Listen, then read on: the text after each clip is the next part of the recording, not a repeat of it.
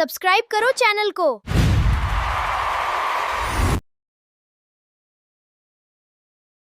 अजितेश कानपुर के गोविंद नगर में अपनी बीवी और 5 साल के बेटे के साथ रहता था। उसका एक छोटा सा कपड़े का गोडाउन था जिससे घर का खर्चा बस किसी तरह निकल जाता था। लेकिन उस पर एक बहुत बड़ा लोन था, एक ऐसा कर्ज जो खत्म होने का नाम ही नहीं ले रहा था। उसकी बीवी सुनीता दिन भर घर का काम करती थी और इन सब परेशानियों के चलते उन दोनों के बीच बात कम होती थी और खामोशी ज्यादा। अजितेश का बड़ा भाई सुरेश लखनऊ में एक बहुत अमीर बिजनेसमैन था। बड़ा घर, बड़ी गाड़ी और हर बार जब भी वो मिलने आता एक तसल्ली भरी नजर से अजितेश को देखता और कहता, कोई बात नहीं, सब ठीक हो जाएगा। अजितेश को सुरेश की इस बात को सुनकर हमेशा ऐसा लगता कि वो कोई बीमार हो जिसको ठीक होने में वक्त लगेगा। अजितेश हमेशा उस दिन का इंतजार कर रहा था जब वो भी ये बात सुरेश को कहने का मौका पाएगा। वो दिन आया तो जरूर, लेकिन जिस तरह से आया वो अजितेश ने कभी सोचा भी नहीं था। एक सर्दी की रात अजितेश के मोहल्ले में एक तांत्रिक आया। बूढ़ा, सफेद बाल, झुकी हुई कमर और उसके दोनों कंधों पर एक एक कौवा बैठा हुआ था। वो मोहल्ले की गलियों में चिल्लाता हुआ गूंज रहा था, अपनी फूटी किस्मत को बदलो, अगर अपनी फूटी किस्मत बदलनी है तो मेरे पास उसका उपाय है। और यही कहता हुआ वो उस मोहल्ले की एक गली से दूसरी गली में जा रहा था। हर जगह सर्दी की धुंध छाई हुई थी और उस धुंध में तांत्रिक और उसके 2 कौवों की छोटी सी आंखें चमक रही थीं। लोग अपने घर की खिड़कियों से झांक कर देख तो रहे थे, पर कोई उस तांत्रिक के पास नहीं गया। अजितेश भी उस तांत्रिक को दूर से देख रहा था, लेकिन कुछ देर में वो तांत्रिक वहां से चला गया। लेकिन उस रात अजितेश पूरी रात नहीं सो पाया। वो अपने टूटे हुए मकान और उससे भी बेकार जिंदगी के बारे में सोचता रहा। वो सोचता रहा कि क्या उसे उस तांत्रिक के पास जाना चाहिए। अगली सुबह बिना किसी से कुछ कहे अजितेश सीधा उस तांत्रिक ने उसे बताया कि कौवे उसके पास चला गया। के दूत हैं, इस जिंदा और मुर्दा लोगों की दुनिया के बीच का किसी तरह बदल पाएगा। और अगर अजितेश ने काक तंत्र सही टाइम पर किसी पंडित से बात करने का जाए तो वो हर काम करते हैं जो इंसान के बस में नहीं होते। लेकिन ये सिद्धि बहुत खतरनाक है। ये इंसानी खून मांगती है। रोज सुबह बिना किसी चूक के अजितेश को अपनी उंगली काटनी होगी, थोड़ा सा खून दाने में मिलाना होगा और कौवे को खिलाना होगा। और अगर एक दिन भी चूक हुई तो सिद्धि टूट जाएगी और फिर खुद अजितेश की जिंदगी तबाह हो जाएगी। अजितेश ने उस तांत्रिक से कहा कि उससे कोई चूक नहीं होगी, इसलिए वो तांत्रिक अजितेश को काक तंत्र सिखाने के लिए मान गया। तांत्रिक ने अजितेश से खून लेकर दानों में मिलाकर उसके कंधों पर बैठे कौवों को खिला दिया। काक तंत्र पूरा हुआ। तांत्रिक ने अजितेश से जाते वक्त सिर्फ इतना कहा कि कौवों को कभी भूलना नहीं, क्योंकि ये माफ नहीं करते। अजितेश ने अपना सर हाँ में हिलाया और वहां से चला गया। पहले हफ्ते में ही अजितेश की वो डील क्लोज हो गई जो 3 साल से अटकी थी। फिर एकदम से अजितेश के पास बहुत सारा पैसा आना शुरू हो गया। रोज सुबह अजितेश उठता, उंगली काटता, दाने में खून मिलाता और कौवे उसे खाने आते। अजितेश ने नया घर ले लिया और सुनीता ने पहली बार घर में घुसते वक्त वो मुस्कान दी जो अजितेश ने काफी सालों से नहीं देखी थी। कई साल बीते। अजितेश अब रईस हो चुका था, पर ऐशो आराम की इस जिंदगी में एक सुबह उससे वो भयानक चूक हुई जिसे ना करने की सलाह उस तांत्रिक ने दी थी।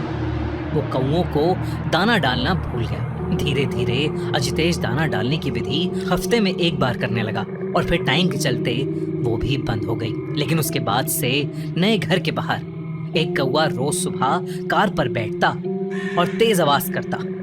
अजितेश चिड़ के पास जाता, कौवा उड़ जाता, लेकिन अगले दिन फिर उसी जगह उसी समय वो वापस आ जाता। ऐसा लग रहा था कि मानो वो अजितेश को कोई भयानक चेतावनी दे रहा हो। उसके बाद से अजितेश की जिंदगी में अजीबोगरीब चीजें होना शुरू हो गया। एक सुबह दरवाजे के सामने उसे कौवा मरा हुआ पड़ा मिला। अजितेश ने उसे कपड़े से उठाया, डस्टबिन में डाला, हाथ धोए और दिन भर के काम में लग गया जैसे कुछ हुआ ही नहीं। अजितेश अपनी अय्याशियों में मग्न था। धीरे धीरे उसके बिजनेस में लॉसेस आने लगे। लॉसेस पहले धीरे आए, फिर एक साथ, जैसे किसी ने एक ही बार में सब कुछ वापस मांग लिया हो।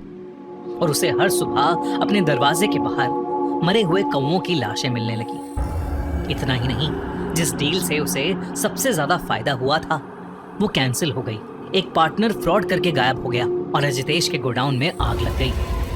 पैसा कहां और कैसे जा रहा था अजितेश को समझ ही नहीं आ रहा था। ऐसा लग रहा था कि मानो कोई रोज उसकी तिजोरी खाली कर रहा है। नए घर में रहना उनके लिए अफोर्डेबल नहीं था। और एक दिन अजितेश और सुनीता अपने बेटे के साथ चुपचाप अपना सामान उठाकर पुराने घर में वापस आ गए, बिना इस बारे में कोई भी बात किए। पुराने घर में आकर जब अजितेश ने पहली बार बाहर झांका तो उसकी सांसें रुक गईं। छत पर, दरवाजे पर, रेलिंग पर, पीपल की डाली पर जो घर से बिल्कुल सटी थी, हर जगह बस कौवे ही कौवे थे। चुप, बिल्कुल चुप, जो बिना हिले, बिना उड़े, एकटक सिर्फ घर को देखते रहते, जैसे वो जानते थे कि वो आएगा। अजितेश ने घबराहट के मारे दरवाजा बंद कर लिया, पर्दे खींचे और कुछ देर अंदर ही रहा। उस रात पूरे समय अजितेश के बेडरूम की खिड़की पर टक टक होती रही। एक कौवा बैठा उसकी खिड़की के कांच पर बार बार अपनी चोंच मार रहा था।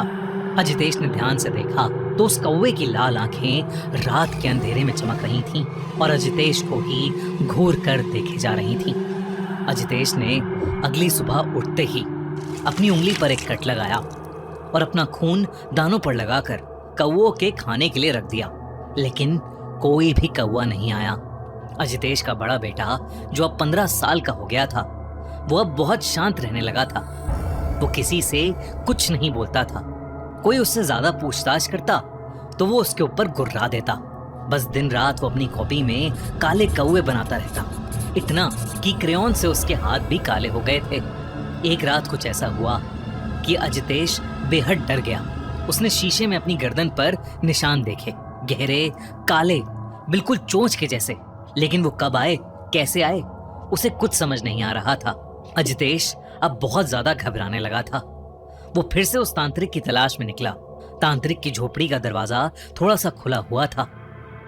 अंदर से कोई आवाज नहीं आ रही थी, बाहर भी कोई नहीं था। आंगन बिल्कुल सुनसान था। पर अजितेश जब अंदर गया तो उसके रोंगटे खड़े हो गए। वो तांत्रिक जमीन पर अधमरा सा पड़ा था। उसके शरीर पर गहरे निशान थे, चोंच के, पंजों के। कपड़े फटे हुए थे और उसके चारों ओर कौवे ही कौवे थे। तांत्रिक अधमरी हालत में भी अजितेश को देखते ही उस पर चिल्ला पड़ा, मूर्ख, तेरी वजह से आज मेरी ये हालत है, निकल जा यहाँ से, वो अब तुझसे सब कुछ छीन लेंगे। तांत्रिक के नफरत भरे शब्द सुनकर अजितेश सहम गया और बिना रुके सीधा अपने घर चला गया। और तब उसने अपनी बीवी सुनीता को सब कुछ बता दिया। उस रात आसमान में गहरे काले बादल छा गए। पहले एक कौवा आया, फिर 10, फिर 100, फिर इतने कि आसमान का रंग ही बदल गया। उनकी चेंचे की आवाज एक साथ हवा को काट रही थी। अचानक अजितेश का नाम उसकी बीवी सुनीता ने जोर से चीखा। आवाज उसके 15 साल के बेटे के कमरे से आ रही थी। जब अजितेश वहां गया तो उसके बेटे को अजीब से दौरे पड़ रहे थे, जैसे मरने के समय कोई कौवा फड़फड़ाता है, बिल्कुल वैसे ही उसका बेटा छटपटा रहा था। फिर वो अजितेश को देखते ही गुस्से से पागल हो गया। उसकी आंखें लाल होने लगीं और चेहरा काला पड़ने लगा। अचानक उसके होंठ एक कौवे जैसे चोंच में बदल गए और उसने अजितेश के ऊपर हमला करना शुरू कर दिया। कि देखकर सुनीता की चीख निकल गई, लेकिन वो तब तक नहीं रुका जब तक अजितेश की सांसें खत्म नहीं हो गईं। और तभी अचानक से उनके घर के अंदर सैकड़ों कौवे घुस आए और अजितेश के शरीर से उसका मांस नोचने लगे।